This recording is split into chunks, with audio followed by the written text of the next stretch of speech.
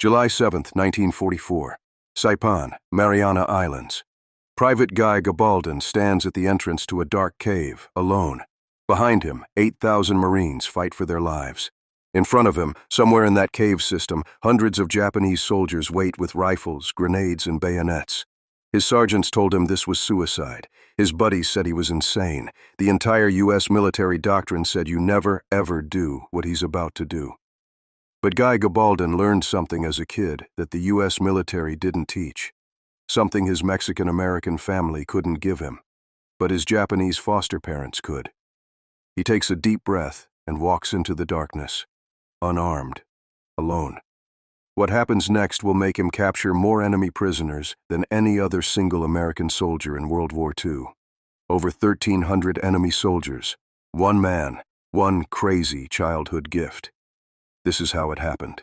The Battle of Saipan is a bloodbath. American forces need this island. Capture Saipan and B-29 bombers can reach Tokyo. Lose it, and the war in the Pacific drags on for years, costing hundreds of thousands more lives. But the Japanese defenders aren't surrendering. They're choosing death over dishonor. Mass suicides, bonsai charges, civilians jumping off cliffs rather than face capture. The numbers are horrifying. For every 100 Japanese soldiers on Saipan, 99 will die. Less than 1% surrender. The Americans suffer nearly 3,000 dead and 10,000 wounded in just 3 weeks.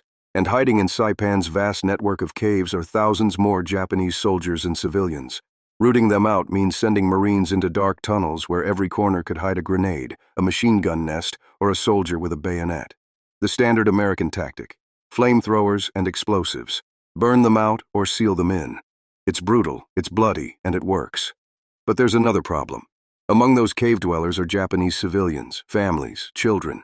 The U.S. military wants them to surrender peacefully. They broadcast surrender appeals in Japanese. They drop leaflets. Nothing works. The Japanese civilians have been told the Americans will torture and kill them. They believe it. They choose death. The Marines need a miracle. They need someone who can walk into those caves and bring people out alive. They just don't know they already have him. Guy Gabaldon is not your typical Marine. He's 18 years old, Mexican-American from the rough streets of East Los Angeles. At 5'4", he's one of the shortest guys in his unit. He grew up in poverty, bouncing between foster homes. But Guy has something the U.S. military desperately needs, and they don't even know it. When he was 12, a Japanese-American family, the Nakanos, took him in. They became his foster parents. In their home, Guy didn't just learn Japanese. He lived it. He spoke it at dinner. He absorbed the culture, the customs, the way Japanese people think and communicate. By the time he enlisted, Guy Gabaldon could speak Japanese better than most white Americans who'd studied it in military intelligence school. Now, standing on Saipan, Guy watches Marines prepare to blast another cave with flamethrowers. He knows there are civilians inside, women, children, elderly people who've been lied to about what Americans will do to them. Guy's idea is simple, and his officers think it's insane. He wants to go into the caves, alone, unarmed, and talk them out in Japanese. His commanding officers laugh. His buddies think he's suicidal. The official response: absolutely not. But Guy Gabaldon doesn't ask for permission. On the night of July 7, 1944, he slips away from his unit, finds a cave entrance, and walks in, alone, with nothing but his voice and the Japanese language his foster parents taught him. He's about to prove everyone wrong. Guy's preparation isn't weapons or tactics, it's psychology. He understands something the American military doesn't. The Japanese soldiers and civilians aren't just afraid of dying, they're afraid of dishonor.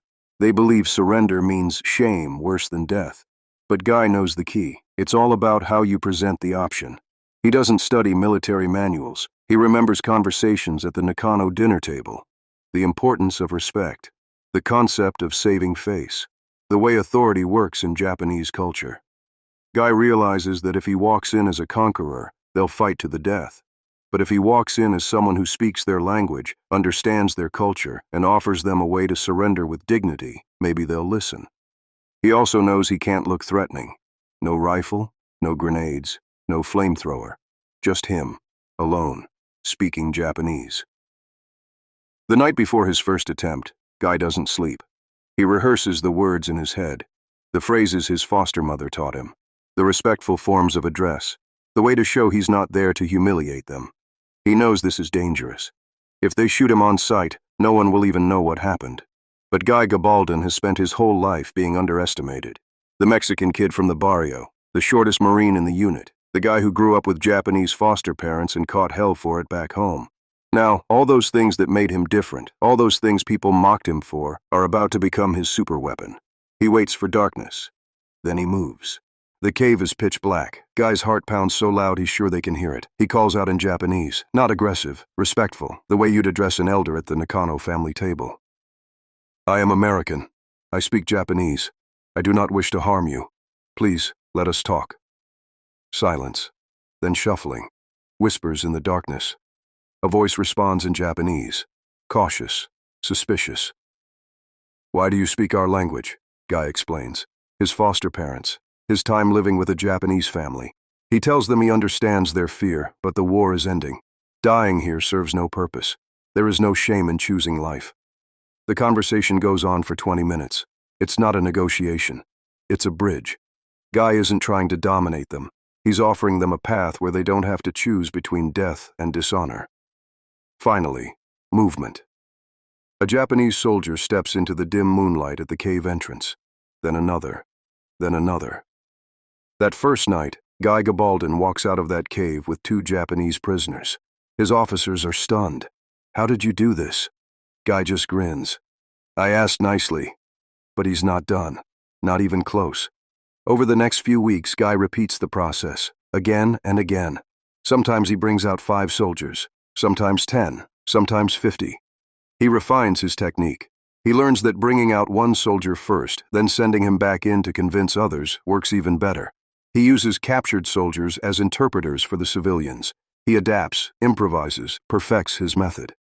His officers stop trying to stop him. They realize what he's doing is saving American lives. Every Japanese soldier who surrenders is one who doesn't have to be burned out with a flamethrower. But nobody expects what happens on July 21, 1944. Guy finds a cave system that's bigger than anything he's tackled before. It's filled with soldiers and civilians, hundreds of them. He walks in alone, and he doesn't come back for 8 hours. When Guy Gabaldon emerges from that cave system on July 21st, the Marines can't believe what they're seeing. 800 people follow him out. Japanese soldiers, civilians, families, elderly men and women. The largest single group of enemy personnel surrendered to 1 American during the entire war. 800, one 18-year-old Marine from East LA. But even that's not the final count. Over the course of the Battle of Saipan, Guy Gabaldon personally captures or convinces to surrender over 1,300 Japanese soldiers and civilians. 1,300. To put that in perspective, the average Marine rifle company in World War II has around 200 men. Guy Gabaldon, acting alone, captured the equivalent of 6 entire rifle companies' worth of enemy personnel. No other single American in World War II comes close to this number. The official military intelligence officers, the trained Japanese linguists, the specialized psychological warfare units, none of them achieve what this foster kid from East Los Angeles does. And he does it with 0 American casualties.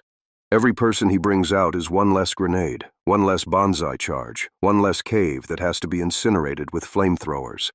Guy's method saves American lives. It saves Japanese lives. But here's the kicker. The military doesn't initially believe him. They think he's exaggerating the numbers. It's only when other Marines confirm it, when the brass sees the hundreds of prisoners being processed, that they realize it's true. 1 Marine. 1,300 prisoners. Using nothing but a language his foster parents taught him and the courage to walk into the darkness alone. The U.S. military awards Guy Gabaldon the Silver Star. Later, after years of advocacy, they upgrade it to the Navy Cross, the 2nd highest military decoration for valor. But for Guy, the real victory isn't the medal.